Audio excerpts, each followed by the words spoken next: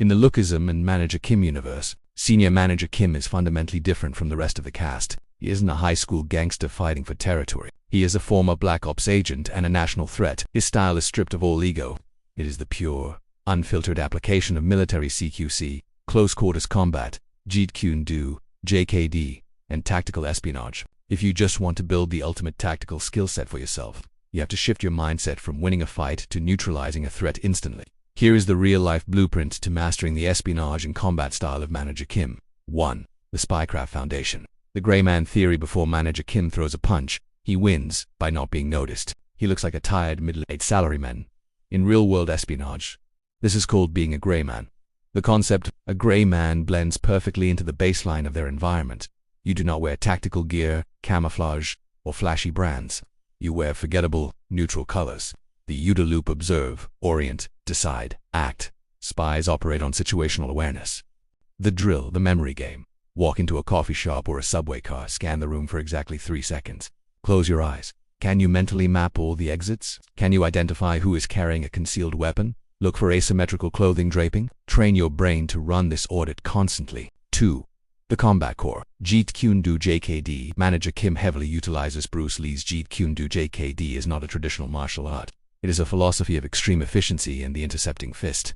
The mechanic: traditional fighters block first, then punch. JKD teaches you to block and strike at the exact same millisecond. You step in and fire a straight punch down the middle, using your arm to deflect theirs while hitting their face. The stance: the strong side is placed forward.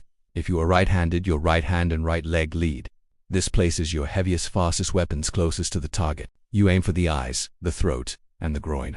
It is brutal, non-competitive street survival. 3. The CQC stance. Close quarters combatives. In the manhwa, Kim's CQC is depicted as a glowing circle around him. Once you enter the circle, you are destroyed. The real-life equivalent, a mix of Krav Maga Silite and modern military combatives. The circle. The CQC range is the phone booth distance, too close for high kicks, perfect for elbows, knees, and headbutts. The execution. You do not trade punches here. You use frame control. You grab the back of their neck, the plum tie, or their triceps to break their posture. Once their structure is broken, you drop elbows onto the collarbone or drive knees into the liver. 4.